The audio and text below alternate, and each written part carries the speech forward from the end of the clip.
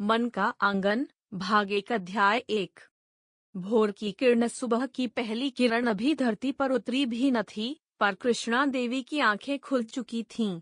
यह उनकी बरसों पुरानी आदत थी, सूरज से पहले जागना और घर के हर कोने को अपनी ममतामयी उपस्थिति से जीवंत कर देना। उनका छोटा सा 2 कमरों का घर, जो उनके पति रामेश्वर जी की यादों और बच्चों की खिलखिलाहटों से महकता था, आज कुछ ज्यादा ही शांत लग रहा था। शायद इसलिए कि उनका बड़ा बेटा मोहन कल रात देर से लौटा था और छोटी बेटी राधा अपने ससुराल जाने की तैयारी में थी। कृष्णा देवी ने बिस्तर छोड़ा, अपनी पुरानी सूती साड़ी को ठीक किया और धीरे से आंगन में आ गईं। तुलसी के पौधे को प्रणाम किया, जल चढ़ाया और फिर रसोई की ओर बढ़ गईं। चाय का पानी चढ़ाते हुए उनके मन में विचारों का एक अनवरत सिलसिला चल रहा था। मोहन की नौकरी शहर में लगी थी, तनख्वाह अच्छी थी, पर उसका मन गांव की मिट्टी में ही रमा रहता था। वह अक्सर कहता, माँ, यह शहर की भागदौड़ मुझसे नहीं होती। अपना गांव, अपनी खेती ही भली। कृष्णा देवी जानती थी कि मोहन के मन में क्या है। रामेश्वर जी के जाने के बाद घर की सारी जिम्मेदारियां मोहन पर ही आ पड़ी थीं। छोटी सी खेती और पुश्तैनी मकान के सिवा उनके पास था ही क्या। मोहन ने कभी शिकायत नहीं की, बल्कि अपनी पढ़ाई पूरी करके शहर में नौकरी भी कर ली ताकि घर का खर्च आराम से चल सके और राधा की शादी धूमधाम से हो सके। माँ, इतनी सुबह उठ गईं? मोहन की आवाज ने कृष्णा देवी के विचारों की लड़ी को तोड़ा। वह रसोई के दरवाजे पर खड़ा था, आंखों में नींद और चेहरे पर हल्की सी मुस्कान। हाँ बेटा, आदत है। तू जा, हाथ मुंह धो ले, मैं चाय बनाती हूँ। कृष्णा देवी ने वात्सल्य भरी दृष्टि से उसे देखते हुए कहा। मोहन मुस्कुराता हुआ चला गया। कृष्णा देवी चाय छानने लगीं। उन्हें याद आया, कैसे रामेश्वर जी भी सुबह की पहली चाय उनके हाथ की ही पीते थे। कहते थे, तुम्हारे हाथ की चाय में अमृत है कृष्णा। उनकी आंखें अनायास ही नम हो गईं। कितने साल बीत गए, पर यादें वैसी ही ताजी थीं, जैसे कल की ही बात हो। चाय लेकर जब वह आंगन में आईं, तो मोहन वहीं चौकी पर बैठा आकाश को निहार रहा था। उसके चेहरे पर एक अजीब सी गंभीरता थी, जो कृष्णा देवी के मन को कचोट गई। क्या बात है बेटा, कुछ परेशान है क्या? उन्होंने चाय का गिलास उसकी ओर बढ़ाते हुए पूछा। मोहन ने एक गहरी सांस ली। नहीं माँ, बस यूं ही सोच रहा था, राधा चली जाएगी तो घर कितना सूना हो जाएगा। कृष्णा देवी के हृदय में भी एक हुक सी उठी। बेटी की विदाई का विचार ही उन्हें अंदर तक कंपा देता था, पर उन्होंने खुद को संभाला। अरे पगली, बेटी तो पराया धन होती है, उसे तो एक दिन अपने घर जाना ही होता है, और फिर उसका घर भी तो यहीं पास में ही है, जब मन करेगा मिलाएंगे। मोहन चुप रहा। वह जानता था कि माँ ऊपर से खुद को मजबूत दिखा रही हैं, पर अंदर से वह भी उतनी ही भावुक थीं। उसने चाय का घूंट भरा। माँ, बाबूजी की बहुत याद आती है। कृष्णा देवी का गला रुंध गया। उन्होंने मोहन के सिर पर हाथ फेरा। वह जहाँ भी होंगे, हमें देखकर खुश हो रहे होंगे बेटा। तूने उनकी हर इच्छा पूरी की है, घर को संभाला है, राधा को इतना लायक बनाया है, पर माँ, मैं उनकी तरह नहीं बन पाया। मोहन की आवाज में एक कसक थी। बाबूजी कितने खुशमिजाज थे, हर किसी की मदद को तैयार रहते थे, और मैं तो बस अपनी नौकरी और घर में ही उलझा रहता हूँ। ऐसा नहीं कहते बेटा, कृष्णा देवी ने उसे समझाया। हर किसी का अपना स्वभाव होता है। तू भी तो सबकी कितनी चिंता करता है, बस कहता नहीं है। तभी अंदर से राधा की आवाज आई। माँ, भैया चाय अकेले अकेले पी रहे हो? मुझे नहीं पूछोगे? राधा हंसती हुई बाहर आई। उसके चेहरे पर एक नई नवेली दुल्हन की चमक थी, पर आंखों के कोनों में छुपी एक उदासी भी, जो शायद अपने बाबुल का घर छोड़ने की थी। आजा गुड़िया, तेरे लिए भी रखी है। कृष्णा देवी ने मुस्कुराते हुए कहा। राधा मोहन के पास बैठ गई। भैया, आप कुछ परेशान लग रहे हो। मोहन ने मुस्कुराने की कोशिश की। नहीं तो, बस यूं ही तेरी विदाई की तैयारी देख रहा था। राधा की आंखें भी भर आईं। उसने मोहन का हाथ पकड़ लिया। भैया, आप हमेशा मेरे साथ रहना। ससुराल में भी मुझे आपकी बहुत याद आएगी। मोहन ने उसकी पीठ थपथपाई। पगली, मैं कहीं जा रहा हूँ क्या? जब बुलाएगी आ जाऊंगा। और तुझे भी तो यहाँ आना ही है। तीनों चुपचाप चाय पीते रहे। शब्दों से ज्यादा खामोशी उनके बीच के गहरे प्यार और आने वाले विछोह की पीड़ा को बयां कर रही थी। सूरज की किरणें अब आंगन में झांकने लगी थीं, पर उनके मन का आंगन अभी भी भावनाओं की धुंध से घिरा हुआ था। राधा की शादी का दिन करीब आ रहा था। घर में चहल पहल बढ़ गई थी। दूरदराज के रिश्तेदार आने लगे थे। कृष्णा देवी और मोहन मेहमानों की आवभगत में जुट थे, पर उनके मन में एक अजीब सी बेचैनी थी। राधा, जो घर की रौनक थी, अब कुछ ही दिनों में उन्हें छोड़कर चली जाएगी। जो एक शाम, जब सारे मेहमान खाना खाकर अपने अपने कमरों में जा चुके थे, कृष्णा देवी, मोहन और राधा आंगन में बैठे बातें कर रहे थे। चांदनी रात थी और हवा में हल्की सी ठंडक। राधा ने कृष्णा देवी के कंधे पर सिर रखते हुए कहा, माँ, मुझे बहुत डर लग रहा है। किस बात का डर, गुड़िया? कृष्णा देवी ने उसके बालों में उंगलियां फेरते हुए पूछा। नए घर का, नए लोगों का। पता नहीं मैं सब संभाल पाऊंगी या नहीं। राधा की आवाज में चिंता थी। मोहन ने उसका हाथ थाम लिया। तू चिंता मत कर राधा, तू बहुत समझदार है। और फिर हम सब तो हैं ही तेरे साथ। कोई भी बात हो, बस एक आवाज देना। कृष्णा देवी ने एक गहरी सांस ली। बेटा, नया घर, नए रिश्ते निभाने में थोड़ा समय तो लगता है, पर प्यार और अपनेपन से सब ठीक हो जाता है। सास ससुर को माँ बाप समझना, ननद देवर को भाई बहन। देखना, वो लोग भी तुझे पलकों पर बिठाकर रखेंगे। राधा ने आंसू पोंछते हुए कहा, माँ, आप अपना ख्याल रखना। और भैया, आप भी। मोहन की आंखें भी नम हो गईं। उसने बात बदलने की कोशिश की। अच्छा चलो, अब ये रोना धोना बंद करो। कल हल्दी की रस्म है, उसके लिए भी तो तैयारी करनी है। पर माहौल की उदासी इतनी गहरी थी कि किसी के लिए भी मुस्कुराना मुश्किल हो रहा था। वह रात तीनों के लिए बहुत भारी थी। हर किसी के मन में भविष्य की चिंताएं और अतीत की यादें घुमड़ रही थीं। कृष्णा देवी को रामेश्वर जी की कमी खल रही थी, मोहन को अपनी जिम्मेदारियों का एहसास हो रहा था, और राधा को अपने बाबुल का घर छोड़ने का दुख सता रहा था। अगले दिन हल्दी की रस्म धूमधाम से हुई। घर की औरतें मंगल गीत गा रही थीं, ढोलक की थाप पर नाच रही थीं। राधा पीले वस्त्रों में सजी, हल्दी से नहाई हुई, किसी अप्सरा से कम नहीं लग रही थी। पर उसकी हंसी में भी एक छुपी हुई पीड़ा थी।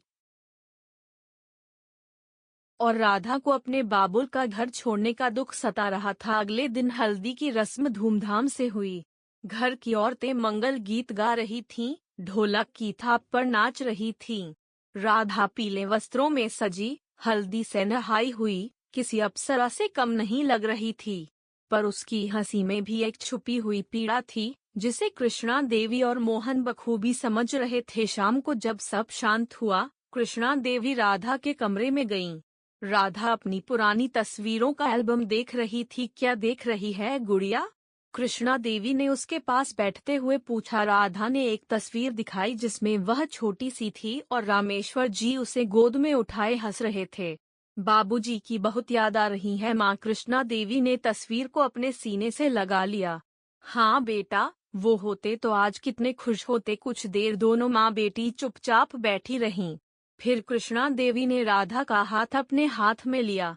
राधा, एक बात हमेशा याद रखना, ससुराल में चाहे कितनी भी मुश्किलें आएं, कभी हार मत मानना। अपने आत्मसम्मान को कभी ठेस मत पहुंचने देना। और हाँ, अपने पति का हमेशा साथ देना, सुख में भी और दुख में भी। राधा ने सिर हिलाया, उसकी आंखों से आंसू बह रहे थे। जी माँ, और एक बात, कृष्णा देवी ने अपनी आवाज को धीमा करते हुए कहा, कभी भी अपने मायके को भूल मत जाना। यह घर हमेशा तेरा ही रहेगा।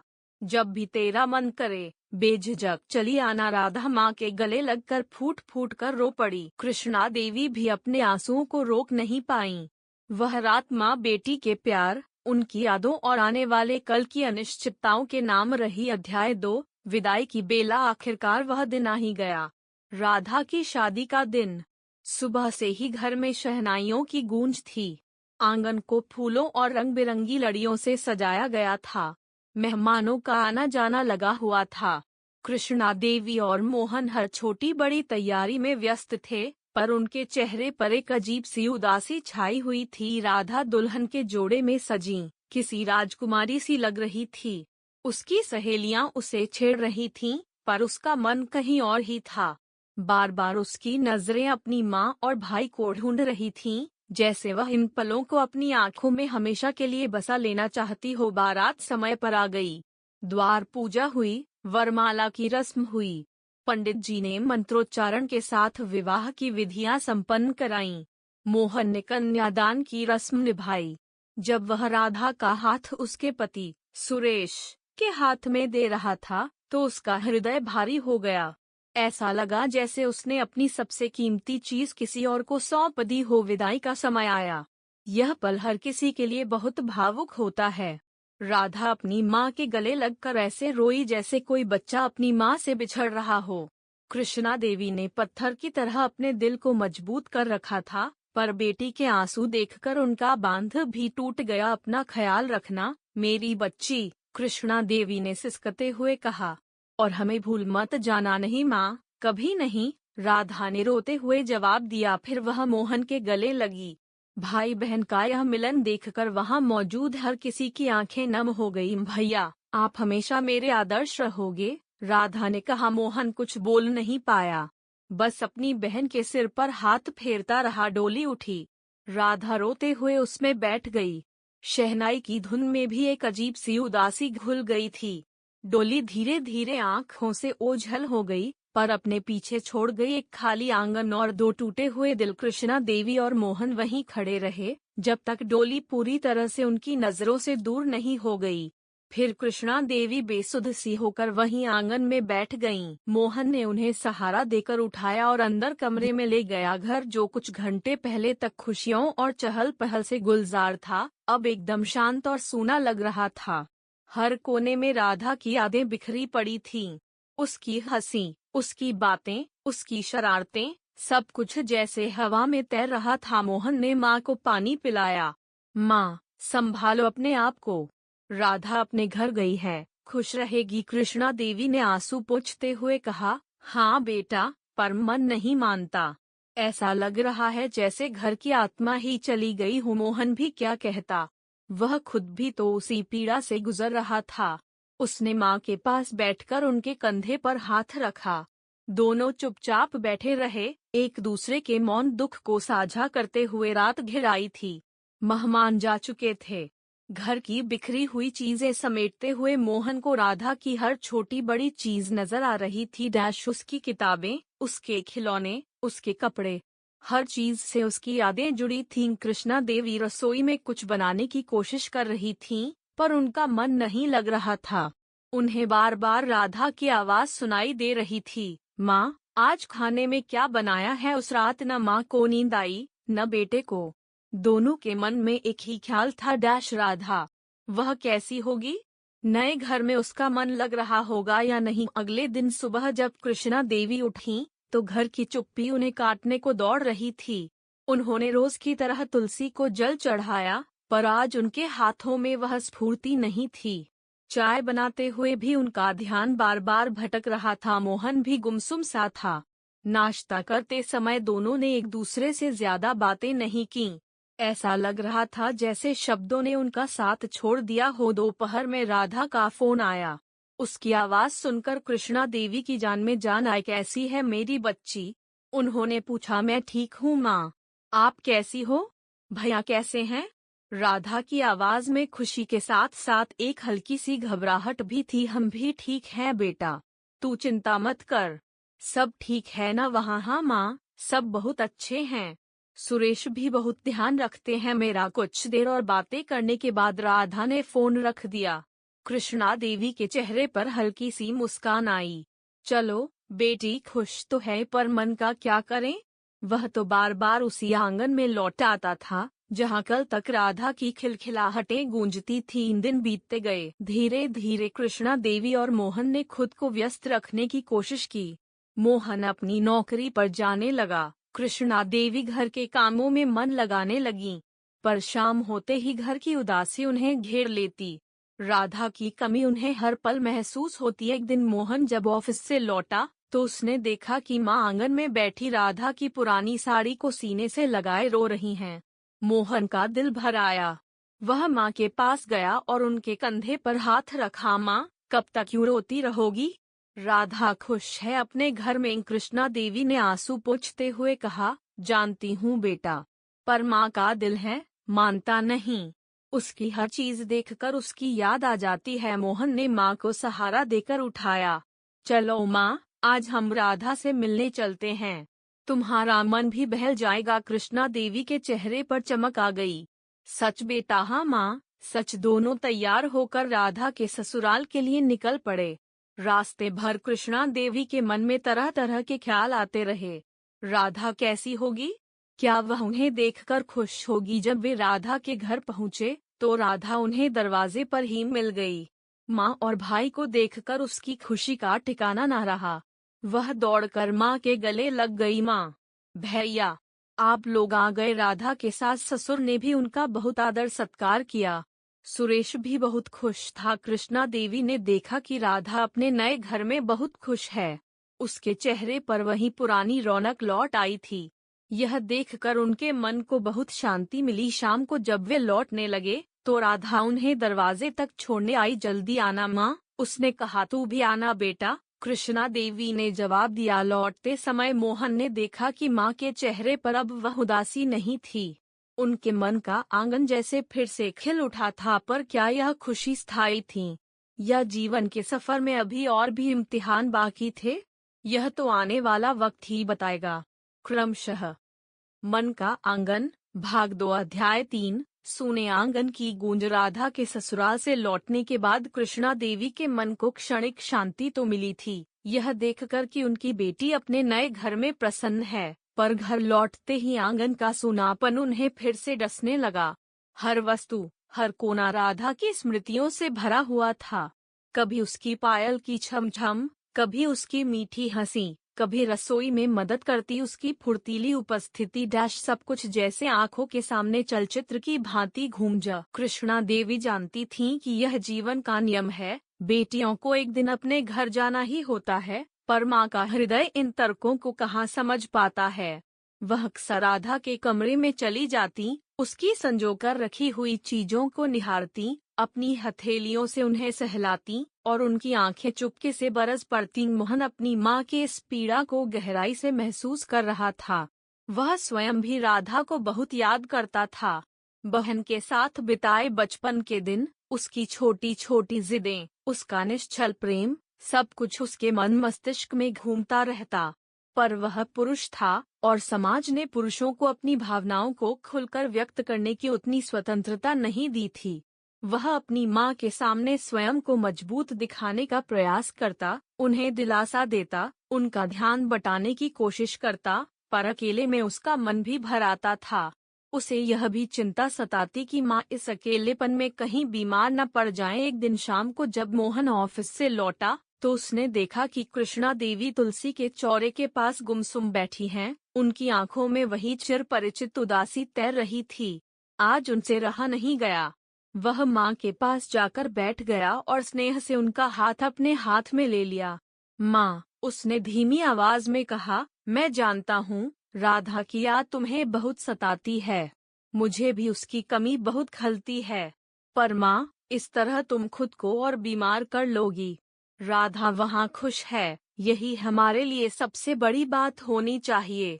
कृष्णा देवी ने एक गहरी सांस ली, जैसे अपने अंदर उमड़ते हुए दुख के सागर को रोकने का प्रयास कर रही हों। जानती हूँ बेटा, सब जानती हूँ। पर क्या करूँ, यह मन है कि मानता ही नहीं। जब तक वह घर में थी, हर तरफ रौनक रहती थी। अब तो जैसे दीवारों को भी उसकी आदत पड़ गई थी, वे भी सूनी लगती हैं। उनकी आवाज भर्रा गई। मोहन ने माँ के कंधे पर सिर रख दिया। माँ, हम राधा से बात कर सकते हैं, उससे मिलने जा सकते हैं। वह दूर नहीं है हमसे। और फिर तुम अकेली कहाँ हो? मैं हूं ना तुम्हारे पास। कृष्णा देवी ने बेटे के सिर पर हाथ फेरा। उसके शब्दों में उन्हें सहारा मिला। हाँ, मोहन तो है उनके पास। उनका आज्ञाकारी, समझदार बेटा, जिसने पिता की मृत्यु के बाद कभी उन्हें किसी चीज की कमी महसूस नहीं होने दी। उन्होंने अपने आंसू पोंछे। तू ठीक कहता है बेटा, मुझे तेरे लिए ही सही खुद को संभालना होगा।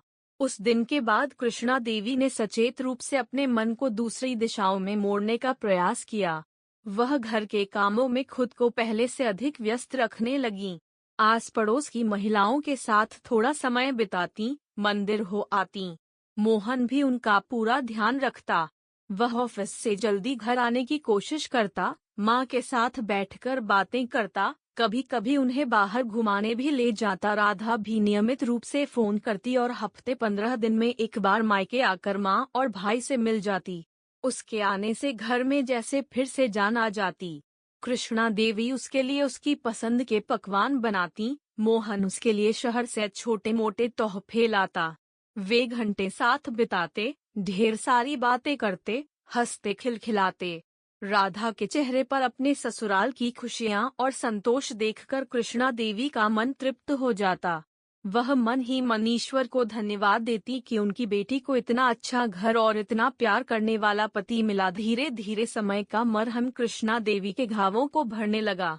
राधा की याद अब भी आती थी, पर अब उस याद में पीड़ा से अधिक एक मीठी सी कसक और स्नेह का भाव होता था। आंगन अब भी कभी कभी सूना लगता था, पर अब उस सूनेपन में मोहन का साथ और राधा की सुखद स्मृतियां एक नई गूंज पैदा करती थीं। अध्याय 4। मोहन के मन की उलझन। राधा के विवाह और उसके अपने जीवन में रम जाने के बाद कृष्णा देवी का ध्यान अब पूरी तरह से मोहन पर केंद्रित हो गया था। मोहन अब 30 के करीब पहुंच रहा था। वह देखने सुनने में अच्छा था, कमाता भी ठीक ठाक था और स्वभाव का तो जैसे हीरा था, शांत, समझदार और सबकी इज्जत करने वाला। कृष्णा देवी के मन में अब उसके विवाह की चिंता घर करने लगी थी। वह चाहती थी कि उनके जीते जी मोहन का घर भी बस जाए, उनके आंगन में भी किसी बहू की पायल छनके। उन्होंने कई बार दबी जुबान में मोहन से इस बारे में बात करने की कोशिश की, पर मोहन हर बार किसी न किसी बहाने से टाल जाता। माँ, अभी क्या जल्दी है? या माँ, अभी राधा की शादी के खर्चों से उबरे हैं, थोड़ा समय तो दो, कहकर वह बात बदल देता। कृष्णा देवी समझती थी कि मोहन शायद अभी जिम्मेदारियों के बोझ तले दबा हुआ महसूस कर रहा है। पिता के न रहने पर छोटी उम्र से ही उसने घर संभाल लिया था। पढ़ाई, नौकरी, बहन की शादी, इन सब में वह इतना उलझ गया था कि शायद अपने बारे में सोचने का उसे कभी अवसर ही नहीं मिला। या शायद उसके मन में कोई और बात थी जिसे वह अपनी माँ से साझा नहीं कर पा रहा था। एक दिन जब मोहन ऑफिस के लिए तैयार हो रहा था, कृष्णा देवी ने हिम्मत करके फिर से बात छेड़ी। बेटा मोहन, अब तो राधा भी अपने घर की हो गई। तू कब तक यूं अकेला रहेगा? मेरी भी उम्र हो रही है, चाहती हूँ कि तेरी बहू का मुँह देख लूं। मोहन ने आईने में अपनी टाई ठीक करते हुए एक क्षण के लिए अपनी माँ को देखा। उनके चेहरे पर चिंता की लकीरें स्पष्ट थीं। उसे बुरा लगा कि वह अपनी माँ को परेशान कर रहा है, पर वह खुद भी एक अजीब सी उलझन में फंसा हुआ था। माँ, उसने धीरे से कहा, मैं तुम्हारे मन की बात समझता हूँ, पर मुझे थोड़ा और समय चाहिए। कैसा समय बेटा? कृष्णा देवी ने पूछा। कोई लड़की पसंद है तो बता दे, मैं बात करूँगी। मोहन हल्का सा मुस्कुराया। नहीं माँ, ऐसी कोई बात नहीं है। बस अभी मैं तैयार नहीं हूँ। तैयार क्यों नहीं है? कृष्णा देवी की आवाज में थोड़ी अधीरता थी। क्या कमी है तुझमें? या तुझे अपनी इस बूढ़ी माँ पर भरोसा नहीं रहा? अरे नहीं माँ, ऐसी बात मत कहो, मोहन ने जल्दी से कहा। वह माँ के पास आया और उनके कंधे पर हाथ रखा। तुमसे बढ़कर मेरे लिए और कौन है? बात बस इतनी सी है कि मैं अभी एक और बड़ी जिम्मेदारी के लिए खुद को मानसिक रूप से तैयार नहीं कर पा रहा हूँ। बाबूजी के जाने के बाद से बस भाग ही तो रहा हूँ। पहले पढ़ाई, फिर नौकरी, फिर राधा की शादी। मैं चाहता हूँ कि थोड़ा ठहर कर खुद को समझूं, थोड़ा अपने लिए भी जीऊं। कृष्णा देवी चुपचाप अपने बेटे का चेहरा देखती रहीं। उसकी आंखों में एक थकान थी, एक अनकहा बोझ था, जिसे शायद उन्होंने पहले कभी इतनी गहराई से महसूस नहीं किया था। उन्हें एहसास हुआ कि उन्होंने हमेशा उससे अपेक्षाएं ही रखीं, कभी यह जानने की कोशिश नहीं की कि वह स्वयं क्या चाहता है। ठीक है बेटा, उन्होंने भरे गले से कहा, जैसा तू ठीक समझे। पर मुझ बूढ़ी की एक ही इच्छा है कि तेरा घर बसता देखूं। मोहन ने माँ के हाथ चूम लिए। तुम्हारी यह इच्छा जरूर पूरी होगी माँ, बस सही समय आने दो। उस दिन के बाद कृष्णा देवी ने मोहन पर विवाह के लिए दबाव डालना कम कर दिया, पर उनके मन की चिंता बनी रही। वह अक्सर भगवान से प्रार्थना करती कि मोहन के मन की उलझन दूर हो और उसे कोई ऐसी जीवन संगिनी मिले जो उसे समझे, उसे खुश रखे। मोहन भी अपने अंतर्मन में झांकने की कोशिश करने लगा। माँ की बातें उसके दिलो दिमाग पर असर कर रही थी। क्या वह सचमुच जिम्मेदारी से भाग रहा था, या उसके मन में विवाह को लेकर कोई अनजाना सा भय था? शहर की भागदौड़ और ऑफिस के काम के बीच उसे अपने लिए सोचने का समय कम ही मिलता था। पर जब भी वह अकेला होता, ये विचार उसे घेर लेते। उसे कभी कभी लगता था कि शायद वह किसी के प्रति उस तरह का गहरा भावनात्मक जुड़ाव महसूस नहीं कर पाएगा जैसा एक जीवन साथी के लिए जरूरी होता है। उसने अपने आसपास कई ऐसे विवाह देखे थे जो बाहर से तो सुखी लगते थे, पर अंदर ही अंदर उनमें एक खोखलापन होता था। वह ऐसा रिश्ता नहीं चाहता था। वह एक ऐसा साथी चाहता था जो सिर्फ उसकी पत्नी न हो, बल्कि उसकी दोस्त भी हो, जो उसके सपनों को समझे और उसके साथ कदम से कदम मिलाकर चल सके। क्या उसे कभी कोई ऐसा मिलेगा? यह प्रश्न अक्सर उसके मन में कौंधता था। एक रविवार की सुबह, जब मोहन अपने गांव के पुराने दोस्तों से मिलकर लौटा, तो वह काफी प्रसन्नचित्त था। कृष्णा देवी ने यह देखकर राहत की सांस ली। आज बड़ा खुश लग रहा है? उन्होंने पूछा। हाँ माँ, आज पुराने स्कूल के दोस्त मिले थे।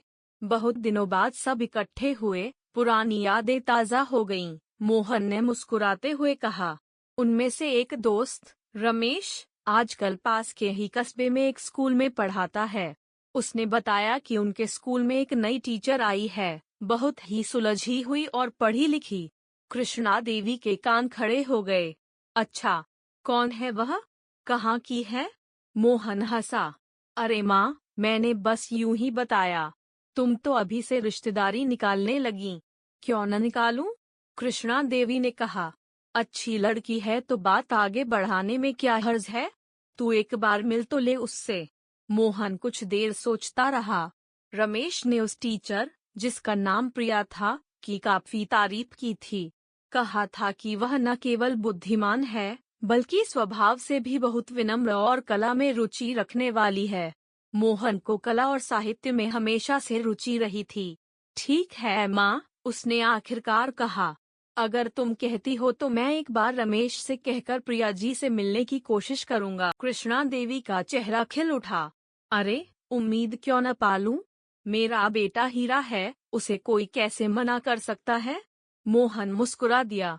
माँ का यह आत्मविश्वास उसे हमेशा हिम्मत देता था। क्या पता, शायद यही वह मोड़ हो जहाँ उसके जीवन की उलझने सुलझने वाली हों।